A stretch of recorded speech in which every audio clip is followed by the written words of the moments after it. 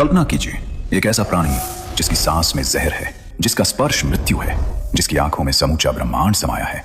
और फिर कल्पना कीजिए कि उस प्राणी को खुद महादेव ने अपने गले में धारण किया। क्यों? क्योंकि वो कोई साधारण सर्प नहीं था, वो था वासुकी, नागों का राजा। वो सर्प जिसने एक बार अपना पूरा शरीर रस्सी की तरह दे दिया ताकि देवता और असुर मिलकर सृष्टि को बचा सके। वो राजा जिसने असहनीय दर्द में भी मुंह नहीं खोला। वो भक्त जिसके बारे में खुद भगवान कृष्ण ने गीता में कहा, सर्पों में मैं वासुकी हूं। लेकिन दोस्तों, वासुकी की कहानी सिर्फ समुद्र मंथन तक नहीं रुकती। उनकी कहानी में है एक कठोर तपस्या जिसने शिव को पिघला दिया, एक श्राप जिसने पूरी नाग जाति को तोड़ दिया, और एक ऐसा त्याग जिसे तीनों लोगों ने याद रखा। क्या वासुकी सिर्फ एक सर्प थे या एक दर्शन, एक जीवन सत्य? आज की इस यात्रा में आप जानेंगे वासुकी की वो कहानियां जो ग्रंथों में दबी रह गई, वो सच्चाइयां जो आपकी अपनी जिंदगी से सीधी जुड़ती हैं। तो बने रहिए हमारे साथ, क्योंकि ये सिर्फ एक कहानी नहीं, ये उस राजा की गाथा है जिसने खुद को मिटाकर दुनिया को बचाया। खासकर महाभारत, विष्णु पुराण, शिव पुराण और भागवत पुराण में वासुकी का उल्लेख बड़े ही आदर और श्रद्धा के साथ किया गया है। वासुकी महर्षि कश्यप और उनकी पत्नी कद्रु माता के पुत्र थे। कद्रु को सर्पों की माता कहा जाता है। उनके गर्भ से हजारों नागों ने जन्म लिया, शेषनाग, वासुकी, तक्षक, करकोटक, पद्म और भी अनेक। लेकिन इन सब में वासुकी अलग थे। आपने शेषनाग का नाम जरूर सुना होगा। शेषनाग जो भगवान विष्णु की शैया है, जिनके फन पर पूरी पृथ्वी टिकी है। शेषनाग ज्येष्ठ थे, सबसे बड़े। लेकिन वासुकी नागराज थे, नागलोक के राजा। वो जो काम करते थे वो न शेषनाग ने किया न किसी और ने। अगर शेषनाग शक्ति और धैर्य के प्रतीक हैं, तो वासुकी त्याग और भक्ति के। शेषनाग विष्णु की सेवा में है, वासुकी शिव के गले में है।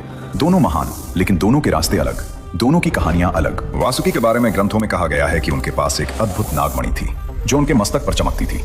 इस मणि की रोशनी इतनी तेज थी कि अंधेरे में भी पूरा नागलोक जगमगा उठता था। उन्हें 9 फनों वाला भी कहा जाता है। हर फन एक दिशा का, एक शक्ति का प्रतीक। उनकी आंखों में एक अजीब सम्मोहन था। कोई भी उनकी आंखों में देखता तो उसे अपनी गलतियां खुद याद आ जाती थी। वो न्याय के राजा थे, न कमजोर पर अत्याचार करते थे, न शक्तिशाली से डरते थे। लेकिन उनकी सबसे बड़ी पहचान थी उनकी भक्ति। वासुकी नागलोक के राजा थे। नागलोक यानी पाताल लोक का वो हिस्सा जहां सर्पों का साम्राज्य था, जहां रत्न माणिक्य से भरे महल थे, जहां नाग कन्याएं नृत्य करती थीं, जहां ज्ञान की नदियां बहती थीं, और जहां वासुकी न्याय और प्रेम के साथ राज करते थे। उनके दरबार में कोई भेद नहीं था, छोटा नाग हो या बड़ा, सबको समान न्याय मिलता था। यही उनकी महानता थी, यही उनका धर्म था। लेकिन दोस्तों, वासुकी की असली कहानी की शुरुआत होती है उस तपस्या से जो उन्होंने भगवान शिव के लिए की थी। बहुत पहले की बात है, जब नागलोक अभी अभी बसा था, जब वासुकी अभी युवा थे। वासुकी ने सुना था शिव के बारे में, उन महादेव के बारे में जो तीनों लोकों के स्वामी हैं, जो भस्म लगाते हैं, जो श्मशान में रहते हैं, जो मृत्यु से भी नहीं डरते।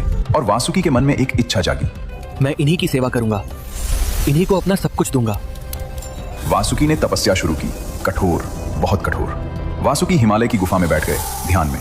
उन्होंने भोजन त्याग दिया, जल त्याग दिया। ओम नमः शिवाय। दिन बीते, महीने बीते, साल बीते। जंगल में तूफान आए, बर्फ गिरी, धरती कांपी, लेकिन वासुकी नहीं हिले। उनके शरीर पर दीमकें चढ़ गईं, लेकिन वो नहीं हिले। उनके चारों ओर जंगल की आग लग गई, लेकिन वो नहीं हिले। बस एक ही नाम, शिवत शिवत शिवा। और फिर एक दिन वो पल आया, जमीन हिली, आकाश गरजा, और वासुकी के सामने प्रकट हुए भगवान शिव। जटा में गंगा, माथे पर चंद्रमा, गले में रुद्राक्ष, आंखों में एक अजीब शांति। शिव ने वासुकी को देखा, मुस्कुराए और बोले, वासुकी, तुम्हारी भक्ति ने मुझे यहाँ खींच लिया, मांगो क्या चाहते हो। वासुकी ने आंखें खोली, शिव को देखा और बोले, प्रभु मुझे कुछ नहीं चाहिए, बस इतना कि मैं हमेशा आपके पास रहूं, आपकी सेवा में। शिव एक पल के लिए चुप रहे और फिर बोले, तथास्तु, आज से तुम मेरे गले के आभूषण बनोगे। दोस्तों, सोचिए इस पल को, जो भगवान तीनों लोकों के स्वामी हैं, जिनके पास देने को सब कुछ था, धन, शक्ति, अमरता। और वासुकी ने मांगा क्या? बस सेवा का अधिकार। यही सच्ची भक्ति है, जो मांगता नहीं, जो देता है। और शिव ने भी इसे समझा, इसीलिए उन्होंने वासुकी को ऐसा स्थान दिया जो किसी देवता को नहीं मिला, खुद अपने गले में। आज भी जब आप शिव की तस्वीर देखते हैं, उनके गले में लिपटा नाग, वो वासुकी हैं, आज भी, हर पल। लेकिन दोस्तों, वासुकी की कहानी यहाँ नहीं रुकती। अब आने वाला था वो दिन जो वासुकी की असली परीक्षा था। वो दिन जब उनकी जान दांव पर थी, जब उन्हें एक ऐसे काम के लिए हाँ कहनी थी जिसका दर्द शायद मृत्यु से भी बड़ा था।